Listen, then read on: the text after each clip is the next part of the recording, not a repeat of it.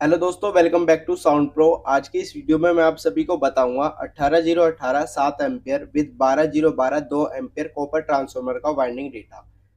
तो इस ट्रांसफार्मर के लिए मैं यहाँ पे यूज़ कर रहा हूँ 3 नंबर की कोर का। आप यहाँ पे कोड देख सकते हो, इसके ऊपर मैंने इसके साइज मेंशन करे हुए हैं।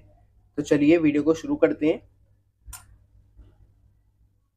मैंने यहाँ पे एक डायग्राम बनाया ट्रांसफार्मर का, जो आप देख सकते हो 18018 और 12012 सेकेंडरी आउटपुट है और 240 वोल्ट मैंने प्राइमरी में लिए हैं। आप यहाँ पे 220 से 230 वोल्ट ले सकते हो अपने अकॉर्डिंग। सबसे पहले हम यहाँ पे कैलकुलेट करेंगे ट्रांसफार्मर का वीए के लिए हमें सेकेंडरी की हमारी दोनों वाइंडिंग को ऐड करना पड़ेगा। तो वीए के लिए वी हमारी थी 18+18, जो फर्स्ट लूप था हमारा।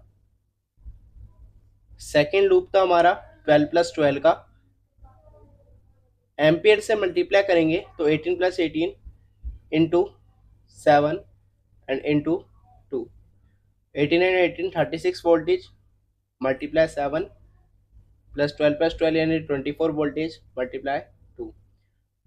तो यहाँ पे मैं आपको कैलकुलेट करके दिखाता हूँ। 36 इंटू 7 252 प्लस 24 इंटू 2 48। इसको टोटल करेंगे यानी कि 300।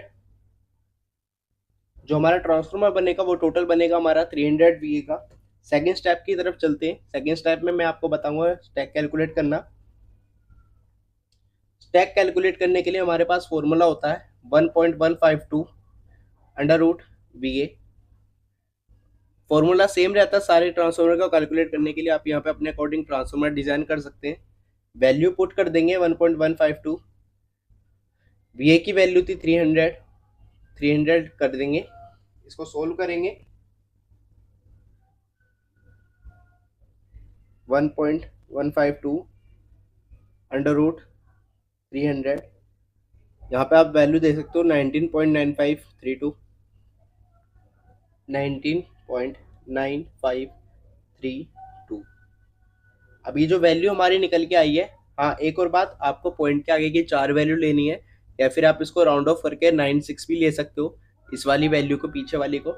ये जो वैल्यू आई है, ये आई है हमारी सेंटीमीटर स्क्वायर में। इसको हमें कन्वर्ट करना पड़ेगा सेंटीमीटर स्क्वायर से इंच में, क्योंकि हम आगे की कैलकुलेशन इंच में करेंगे। सेंटीमीटर स्क्वायर से इंच में कन्वर्ट करने के लिए फॉर्मूला होता है centimetre square divide by 6.452। Value को पुट कर लेंगे सेंटीमीटर स्क्वायर की। सेंटीमीटर स्क्वायर की वैल्यू थी 19.9532। 6.452 एज इट इज रहेगा। इसको सोल्व कर लेते हैं।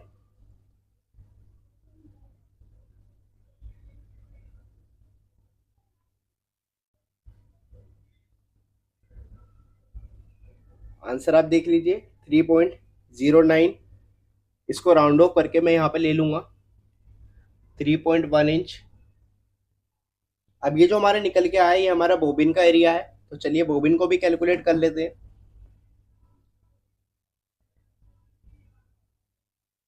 बोबिन को कैलकुलेट करने के लिए फॉर्मूला होता है बोबिन एरिया,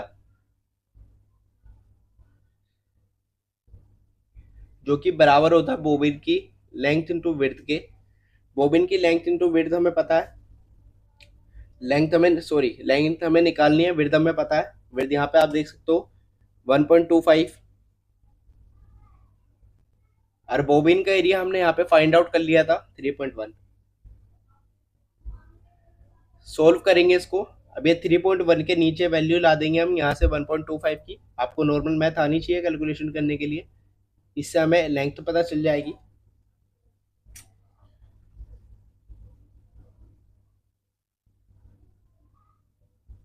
आंसर आप देख लीजिए 2.48।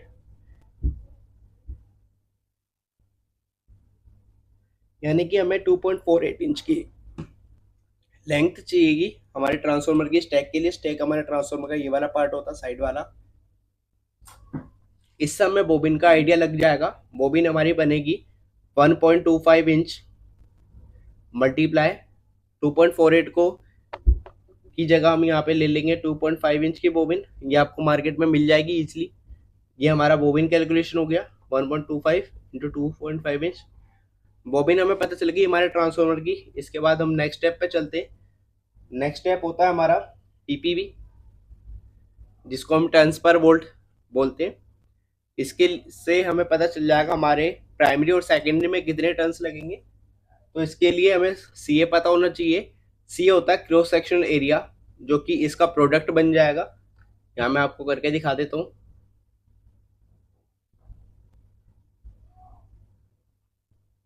आंसर आप देख लीजिए 3.125,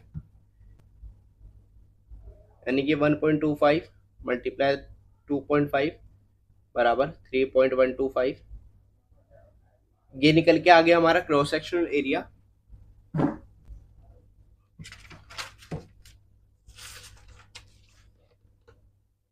इसके बाद हमें पता है हमारे ट्रांसफार्मर को कैलकुलेट करने के लिए हमारे पास दो रूल होते हैं, 7.5 रूल एंड 8 रूल।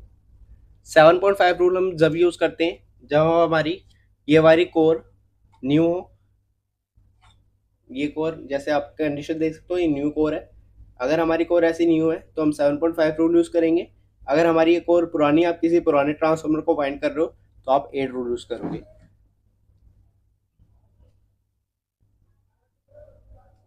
तो मैं नए ट्रांसफार्मर की कैलकुलेशन बताता हूँ। तो मैं 7.5 रूल यूज करूंगा। डिवाइड में रख देंगे हमारा क्रॉस सेक्शन एरिया, जो कि मैंने अभी पीछे निकाला था 3.125। इसको सोल्व कर लेंगे।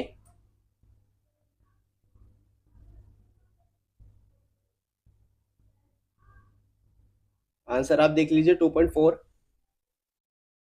अभी जो 2.4 निकल के आया है, ये हमारा है वोल्टेज, यानी कि हमें 2.4 टन्स लगेंगे पर वोल्ट के लिए।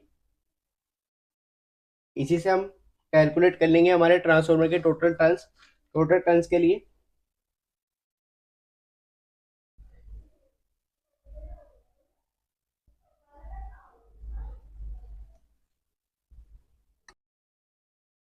आप जानते हो टोटल सेकेंडरी 1 टन्स थे हमारे, 18 प्लस 18 थे। इससे मल्टीप्लाई कर लेंगे, यानी कि हमें 2.4 मल्टीप्लाई 18 प्लस 2.4 मल्टीप्लाई 18, इतने टन्स लगेंगे।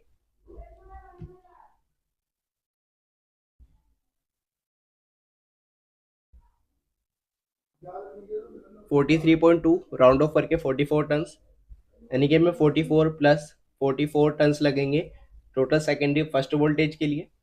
इसी तरह से सेकंड वाइंडिंग के लिए भी निकाल लेंगे, जो हमारी 12 प्लस 12 वोल्ट की वाइंडिंग थी। इसके लिए हमें लगेंगे 28.8 टन्स, यानी कि 29। यहाँ मैं आपको लिख के दिखा देता हूँ। 12 into 2.4 plus 12 into 2.4, 29 plus 29 tons. ये हमारे टन्स हैं। मैंने आपको सेकेंडरी की दोनों वाइंडिंग के लिए, यानी कि दोनों लूप्स के लिए टर्न्स बता दिए। एक के लिए लगेंगे 44 प्लस 44, जो कि 18 वोल्ट की वाइंडिंग होगी, और 12 वोल्ट के लिए लगेंगे हमें 29 प्लस 29 टर्न्स। अब प्राइमरी के लिए निकाल लेते हैं। प्राइमरी में थे हमारे 240 वोल्ट, तो 240 वोल्ट के लिए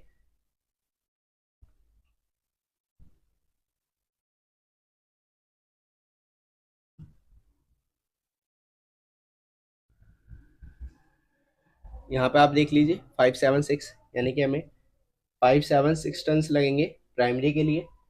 टोटल सेकेंडरी प्राइमरी हमने दोनों कैलकुलेट कर लिए, दोनों के टर्न्स हमें पता चल चुके हैं।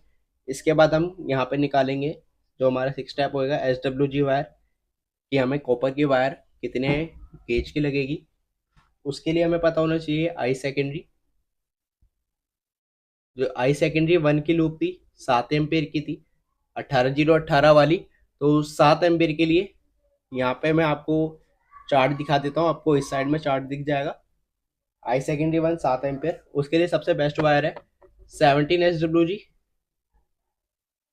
और इसी तरह आई सेकेंडरी 2, जो कि थी 2 एम्पेयर की, 12012 के लिए वहां पे वायर लगेगी 21 SWG। और आई प्राइमरी, जो कि 240 वोल्ट की थी, उसके लिए हमें कैलकुलेशन करनी पड़ेगी। कैलकुलेशन करने के लिए हमारे पास फॉर्मूला होता है V divide by V I N. V हमारा 300 था, डिवाइड कर देंगे वी आई एन से। वी आई एन हमारा 240 वोल्ट था, आप यहाँ पे देख सकते हो प्राइमरी में हमने 240 वोल्ट लिया था। तो इसको सोल्व कर लेंगे।